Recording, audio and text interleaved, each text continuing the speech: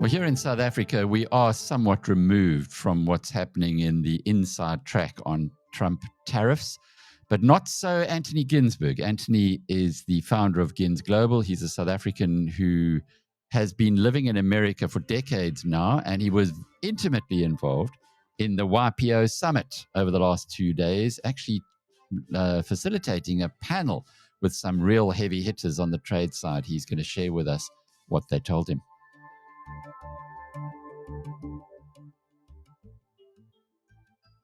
And also good news is that Anthony will be coming out to South Africa in March for the Biz News, BNC 8 for the Biz News conference. Look forward to hosting you there, Anthony. You'll have lots to tell us about. But let's begin at the beginning. The YPO Summit, it's in LA, your hometown? Yeah, I've been out here after being on Wall Street for a couple of years, Alec, at Solomon Brothers and at Barclays, and I've been in Los Angeles almost 28 years. And they drafted you in to help. Well, first of all, I presume you have to be a member of the Young Presidents Association to begin with.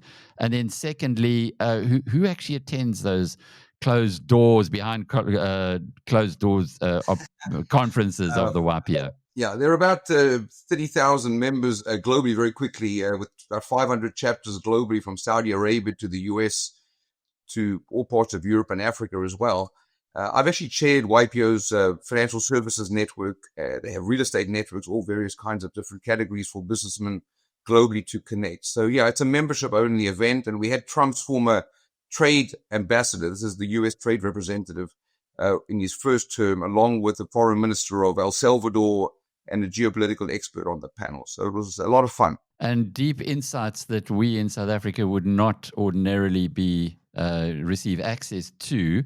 So what can you tell us about the conversations that you had there? I'd like to be more positive. It's late at night here, Alec. This happened in the last 24 hours. Truth be told, the BRICS, including China, India, and South Africa, are in the dog box right now. It's not news really to your viewers, but it's going to be tough for South Africa to conclude a trade deal currently, despite the concerted efforts of the trade ministry. And they've tried their best, but at this point it's become a political animal, much like you've seen with the White House and Brazil, with the 50% tariffs on Brazil. You've also have to understand that tariffs are across a broad spectrum. We've got Section 232 tariffs, which are for national security. And then we've got Section 301 tariffs, which are for unfair trade practices against China. There's a massive groundswell amongst the U.S. electorate, not so much the elites, Alec, but the electorate who voted Trump in, to really push tariffs and continue to reduce these unfair trade practices. Many Americans feel they've been taken advantage of, particularly by the Chinese, with most favored nation status under the WTO system. The Americans mostly here think that the WTO is very broken and has been negative towards the U.S. And has allowed a lot of cheap imports. And unfortunately, AGOA sort of falls into that category, which has benefited many of the South African exporters, but it's not viewed favorably on this side. Robertson, a small town in the middle of nowhere where a wine farmer claims to have sold a Volkswagen up to WeBuyCars. A farmer. What car did you really sell them? A VW. Right here in Robertson. Small town, but we know about WeBuyCars. Yeah, but what's a farmer doing with a VW up? It was just a runaround. Cool cover story. And I see you traded it in for this, like a double cab Benay. Were they all out of ranges? WeBuyCars, the easiest way to sell your car by far. The Americans generally, and I know this from having been friends with many Americans over the years, they seem to be more financially savvy, better financially educated. I can remember a pal telling me about CDs and not the music type, but the financial type decades ago, when I wasn't even sure as a financial journalist what he was talking about. So what is it that they are understanding to happen, and is this a political story for them, or is it actually very real? It's very real. I have to just say, because I'm in the mutual fund and ETF businesses here in America, Americans live and breathe their pension funds every day. They have to provide self-directed investments, whether it's in ETFs or particular financial products. I've just come back from a European roadshow. The average doctor in London, Alec, doesn't know what an ETF really is or much about index funds versus active versus passive management. In America, you're pretty much forced to have take control of your 401k investment. You can't just rely like Europeans do on some defined benefit pension plan in Germany or in France that will kick in when you hit 62 or whatever the magic number is. So here the people, you're right, are much more savvy. Look, there's been a political groundswell against these massive twin deficits that America has been suffering. You've got the trade deficit, the budget deficit, but in particular, the trade deficit against China has ballooned to massive proportions. Trump has been zeroing in on that during even his first term. But you've also got trade deficits that are massive against Japan and the EU. So you could argue, why is Trump going after poorer countries like South Africa and some of the Latin American countries? When you talk to Trump's former trade ambassador and some of the other knowledgeable guys in DC, they say, look, we've got to actually go after all the countries in some way, shape or form. Otherwise, the Chinese and others will just reship their goods via third parties. So BYD was planning, this is the electric vehicle manufacturer, was planning a massive, it was going to be the biggest auto plant, I believe, in the world, certainly the biggest electric vehicle plant, just south of the San Diego border, near where I am. It was going to be in Mexico. And basically the Americans have now put a kibosh on that. So yes, it's certainly political, but it relates to this sense that the U.S. middle class has been hollowed out. We talk about a K-shaped recovery currently where the upper, let's say 10% and wealthy Americans are feeling pretty well off. Generally, their stock market accounts have done well, 401ks, etc. And the poorer, lesser half of America has really been suffering. And Trump has been voted in by the middle and working class here. I call it the revenge of the working class that really voted him in. They were against the illegal migration, these open borders under President Biden. So last but not least, I think the Europeans get wrong, having just come back from Germany, Switzerland, and the UK. They view Trump, he's clearly not everybody's cup of tea, and we get that, but he's very business friendly. The deal makers on Wall Street, Alec, including Goldman Sachs, are busier than ever. Goldman just hired the largest cohort of managing directors in their history. So my friends on Wall Street are actually busier than they've been in 4 or 5 years. Under President Biden, as you know, he stopped a number of mergers and acquisitions, and that's really changing. The head of the Securities Exchange Commission, this is the SEC, the head of the Federal Trade Commission, these are all business-savvy folks. Trump's hired more than really 24 top private sector individuals to fill key cabinet roles, including the trade ambassadorial or trade ministry role here. So these are all private sector individuals. They are deal makers. Just in the last hours, you may have heard this, Alec, they are striking a deal now with 4 Latin American countries to import coffee and bananas more cheaply. They're going to reduce tariffs on that. So they're trying to be pragmatic at the same time as being tough on certain countries. The world's a big place, and there are many countries that do export into the United States, and presumably it will be impossible to do deals with each one of them. So I'd be very interested to know where South Africa sits in all of this. How high a priority are we for the deal makers to try and get something over the line? Well, to put a positive tint on this, it's going to be very difficult for the Americans to get a China deal done. Most cognoscenti in DC don't expect a Chinese deal to really be done. There are these side détente deals on soybeans you've probably read about, but an overarching China deal, an overarching India deal are very, very difficult to achieve in DC. South Africa's actually got some pull, because if you can do a rare minerals deal, a Simonstown deal with the Navy, geopolitically, South Africa remains important for the US. And they understand that China is increasingly dominating Latin American trade, dominating even parts of African trade, partly with deals that frankly are putting many of these countries in a tough debt situation. Often, as you know, China funds these harbors and railroads and ports and airports, and then these countries can't pay back the loans. America recognizes that they've been slow on the uptake the last 2 decades in Africa, and they would like to get a deal done. I think if South Africa can be pragmatic and say, hang on, we've got 650 American companies already operating in SA. Surely we can ring-fence some of these political items so that we can continue to grow more American trade.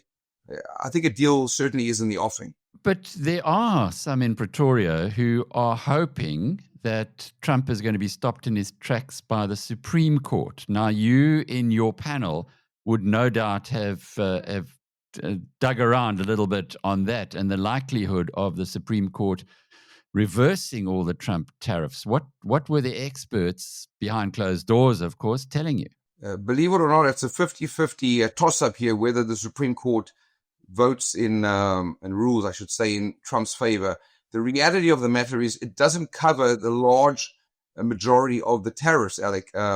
So the Supreme Court ruling is very specifically going to deal with something called IEPA, which is the International Economic Emergency Powers Act that the president has, which relates to fentanyl tariffs and a few other specific tariffs on the reciprocal tariffs. But Section 232 tariffs are not impacted. Those are the steel, aluminum, and things like cars, automobiles. And then the 301 tariffs, which were on China for unfair trade practices, those are actually excluded. This specific IEPA ruling is related to two lower court cases that Trump lost. Even if he loses this particular IEPA case, ultimately the experts believe he'll go forward with all the same tariffs utilizing the 232 and the 301 trade rules. Those relate to 1960s and 1970s trade practices. You've got to understand what Trump's doing is somewhat unprecedented. The IEPA has never actually been utilized other than for illegal drugs and opioids coming in here illegally and some other strange shipments. And he utilized it for the various tariffs. So again, it's a more narrow, specific area of tariffs. It doesn't cover everything he's done over the last 8 or 9 months. That's not the message that's being put out by the media, though. Well, the White House is certainly concerned. They don't really want to have to go and lose a Supreme Court ruling. It would be embarrassing. The 232 and the 301 tariffs that he would then utilize require some implementation and some additional procedures. So things would be on hold. There may be some reimbursements. That's what the media is covering, that actually the U.S. would have to reimburse folks. I'm aware of it. So it's not an ideal situation. We all want certainty as business folks. And it may actually give South Africa an opening, because if Trump fails at the Supreme Court, he may be a bit more willing to do deals quicker. So, strange way, the ruling should come out by January, possibly end of December. So it's not just around the corner. It's going to be months anyway. If you could sit down, and I like asking this question, if you could sit down with South Africa's trade minister and the president and tell them from your experience and from what you understand and and having facilitated this high-level panel, tell them one thing that you'd recommend that they do, what would it be right now? Appoint a business-friendly trade ambassador. South Africa hasn't had an ambassador here for coming on 10, 11 months. It's embarrassing. The Americans don't understand that. They want to engage. There's no one really at a senior level to engage. Most of the other countries, Japan, Korea, India, they've all sent multiple delegations, but they also have a full-time high-level ambassador that's really facilitating business-to-business negotiations. So that's the first thing I would say. That separately, on the trade side, the administration here has obviously included issues about black economic empowerment. This is something that the White House, frankly, they were voted in on scrapping DEI in America, and they view DEI as affirmative action, and they assume that it's almost the same as black economic empowerment. Now, one could try and explain the differences and perhaps ring-fence the American 600-odd companies that are already operating there. You've got huge companies from Citibank to ExxonMobil, operating in the country. There's certainly a way to thread the needle on that. And also the expropriation without compensation does come up. I've been in D.C. a couple of times. If there could be a market-related payout for American corporations on the expropriation matter, that certainly would go a long way to facilitate a deal being done. But you really need people on the ground here. It's somewhat embarrassing as a South African myself that there is nobody representing our country on a day-to-day basis at the highest levels. Other countries are in the media here. They're putting their case forward, their best foot forward. The Japanese, the Koreans, the Indians. You see these folks on U.S. media constantly, Alec. Yeah, it is. It is a little bit of a disconnect because here in South Africa, the real message that's all over the media and that the politicians are milking for all it's worth is the misguided view in the White House that there's genocide against Afrikaners. Which yes, there are farm murders, and let's not underplay that, but. There's no genocide. I mean, it's clear as daylight to anybody, especially if you just watched the rugby last weekend when Sia was hoisted aloft by two Afrikaners in Eben and Ergia. So it's we all look at this and it's a wonderful political message if you're on the South African side saying, you see, they don't know what they're talking about. But how really important in the whole American discourse is that strategy, that angle, which truly to us doesn't seem to, we know it's not true. Well, this is where the disconnect is and the miscommunication. If you don't have an ambassador sitting nearby the White House with a somewhat empty embassy that's understaffed, it means that, yes, Parks Tau has had a lot of effort bringing over one or two delegations, but to negotiate from 10,000 miles away is very, very hard. The UK did it right. They had Peter Mandelson, and he was able to get a deal done with a 10% reciprocal trade tariff, and it was relatively easy. They were right there on the ground. It took weeks and weeks of hard work. This thing about the genocide doesn't really come up too much in my discussions. I myself and family have got a farm in the Karoo. I tell guys there's no issues for us. Yes, one has to be careful. There are safety concerns. They understand it. That's not their guiding light. I think, honestly, the main focus here has been the affirmative action issue, which they call DEI or Black Economic Empowerment, is not understood very well by the White House. They view the fact that maybe the top echelon of society has benefited and it hasn't really trickled down to everybody else. And then obviously this expropriation matter has cropped up as something that scares certain businesses. So I'm hoping if a market-related payout on expropriation could just be added as an addendum, perhaps, things could get back on track. On the trade-specific issues on poultry and on liquid, LNG gas, those seem to have actually been squared away. So I do give the Trade Ministry in Pretoria credit. They've tried really hard. At this point, you just need to get one or two other issues across the finish line, particularly on the EWC, Alec, and probably BEE.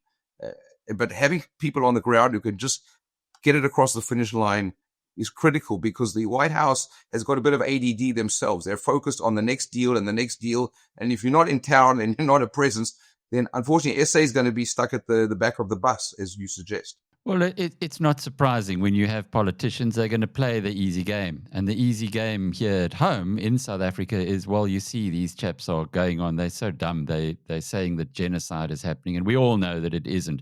And you've even got a group of people, a group of Afrikaners saying, not in our name. How dare they suggest that there's genocide and so on. But actually, that's just distracting from the real issue, from what you're telling us. Man, look, I'm a Boerejood. My family has been in South Africa for over 100 years in the ostrich farming and other businesses there. Honestly, it doesn't come up as a top issue when you speak to whether it's the trade minister or some of the other top officials here. The main issue for them is they want a fair, level playing field. And they don't want American businesses to go into a country, whether it's South Africa or frankly, China, and have their land or their properties expropriated. That seems to be the key issue. Yes, they're against certain kinds of DEI or, affirmative action as well. I think you can thread the needle on that, Alec. Can I just say, ultimately, Trump and his cohorts are very business friendly. They want to get deals done. I think the rest of the world is underestimating how resilient the American economy, frankly, is. Having just been in Europe, the Brits honestly are continually poo-pooing the US, thinking that there's going to be a bubble in AI and a bubble in the stock market. And yes, we had a pullback today. It's probably a good buying opportunity long term. I mean, the US under Trump will probably continue to have a relatively strong dollar. Something that we don't talk about, you and I, much, is that the weaker dollar has actually helped the big IT firms, the Microsofts, the Googles, all these big metas of the world have massive exports. Having a slightly weaker dollar, about 10% lower against the euro this year, has actually boosted earnings. So the Dow Jones just 2 days ago hit an all-time high, Alec. So Trump actually has the stock market on his side. Inflation is relatively stable. Things for him are all focused on the midterm elections in November. And they've got to have a healthy stock market. They've got to have inflation numbers reasonably good. The oil price can't go too high. So he's got his own issues, and he's under pressure to reduce the trade deficit primarily with China and the EU. South Africa, by the way, has a trade surplus with America, which means that we've got to compromise with the Americans. We actually have been making more money out of America than they have out of us. Our trade surplus has grown under AGOA in the last 5 to 6 years. So we certainly are going to be hurt. I understand there are automobile shutdowns and factories that may be struggling on the citrus farming side too. So the quicker a deal can be struck, the better. Yeah, no, those are two very important points that you remind us of, which are not always brought into account. On the one, American exports do benefit when the dollar is lower, so it's almost in the engineered to that in a way. Certainly, they'd be celebrating that, and we know from South Africa's perspective how we love the rand, or exporters love the rand to fall. But on the other hand, the issue about certain parts of this economy which are exporting into the US, running a trade surplus, and they seem to be immune from whatever happened, or rather, they will not be affected by whatever happens in the Supreme Court hearing. You said earlier that automobiles fall outside of what's going on there. So there's going to be no respite for South African automobile exporters, and that's a huge part of this whole concern that South Africa's got. Well, actually, the UK were very smart. They actually included Rolls-Royce exports and a few other Land Rover exports in their trade deal with Trump. So you can actually include a certain number. Let's say the number is 300,000 vehicles a year. You can actually add that to your trade deal. I think it's critical that South Africa continues to proceed and have these carve-outs on steel, on aluminum, and on the automobile exports. Also citrus. I know that our farmers actually benefit, as do American consumers, by having, I'm able to get grapes and oranges here when it's the wrong season. So there's certainly a huge market for South Africans here. There's a lot of goodwill towards South Africa. I've got lots of Americans who love to travel to South Africa. They think it's an amazing place. So there's tremendous goodwill. But I have to say that the media coverage could be far better. We don't really, by not having an ambassador on the ground and having enough of a media presence here, it hurts the country, sadly. I mentioned to you previously other ambassadors who are running rings around SA by doing city deals. Forget about the federal government.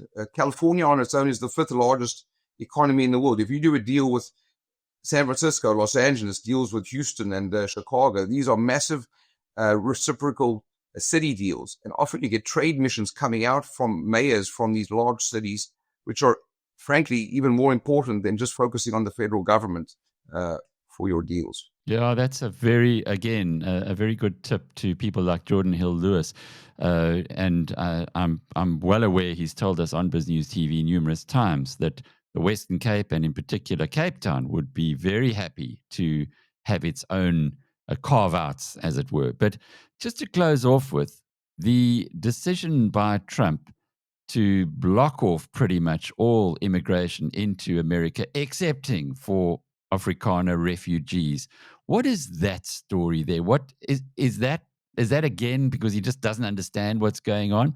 And I think it's only 7,500 that he's going to allow in when there are 2 million plus Afrikaners. So it's really isn't. If he really believes that Afrikaners are the victims of genocide, well, he isn't exactly opening up the floodgates for them to come in. So what's all that about? Did you get any sense from those that you engaged with at the YPO Summit? Yeah, there are 2 quick points on the immigration issue. One is that he went after the Indians, who are the biggest users of legal temporary work visas in this country. I actually came on something called an H-1 visa. He slapped $100,000 effective tax on anybody coming in now. But the CEOs of Google and of Microsoft are both Indian immigrants. It's really just a message, frankly, that he wants to get a trade deal done, I think, partly with India, because they're the biggest utilizers, beneficiaries of the legal immigration. So they're in favor of legal immigration. It continues. President Trump's own wife came through legal immigration. when it comes to the refugee issue, that's really a political football that he's utilizing for his base, Alec. I wouldn't take too much notice on whether it's 7,000 Afrikaners or it's a slightly smaller number. It's not a primary issue that comes up in my discussions, frankly. The main issue is, how do we have a fair and balanced trade arrangement with South Africa? Can raw materials, the rare earths, for example, be given priority access for the Americans? They're worried about rare earths. Obviously, it's been cut off by the Chinese until recently. So South Africa has some real attractive features that it can strike a deal with. There's LNG, rare earths, the Simonstown port. The Americans look at everything through a commercial diplomacy lens now, somewhat anti-Chinese, frankly, both Democrats and Republicans. And just last but not least, without representation in Washington, there are 2 sanctions bills that are passing through Congress right now, one through the Senate and one through the lower House of Representatives, which, like this Magnitsky Act they're following, targets folks who have been mentioned by the Zondo Commission. And this is now proceeding. We had a government shutdown, of course, it ended because we have Thanksgiving coming up and we couldn't have the airports closed for too long. But these 2 sanctions bills, boy, they could be pretty negatively viewed, and the media are going to be covering this. So I hope that also can be addressed by the SA government quickly. So if you had an ambassador in Washington, they would presumably be able to put another side of the case to those 2 bills, which do appear to be, first of all, personally targeting senior ANC politicians, and secondly, they won't be good for South Africa generally. And we don't. It's like having a court case and you haven't got any defense attorney. Absolutely. We need some folks on the ground here. It's not just specific trade issues. As I said, the trade ministry have done their best. At this point, you need an envoy. The special envoy hopefully can still arrive. I'm not sure what the delay has been for 9 or 10 months, or an ambassador. But frankly, the Trump folks speak the language of business. The Commerce Secretary, the Treasury Secretary, these are all ex-Wall Streeters. I actually worked on Wall Street for my sins. They're hardcore guys who want to get deals done. And they look at the bigger picture too, Alec. It's not just one area.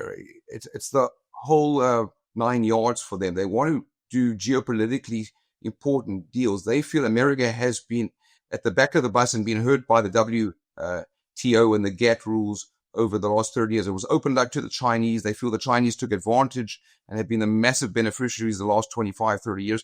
And they think that the presidents Clinton, Bush, and all the other presidents that came after were naive to think that China would have fair trade with them. So for them, a lot of this is viewed through the lens of commercial diplomacy. They want South Africa to remain in the Western fold and not fall into the hands of the East necessarily, whether it's China, Iran, and some of the other countries to the East. So deals are to be done, but you've got to actually buy the lottery ticket, as it were, send someone there and start interacting at the right kind of level. Anthony Ginsberg is the founder of GinsGlobal. I'm Alec Hogg from biznews.com.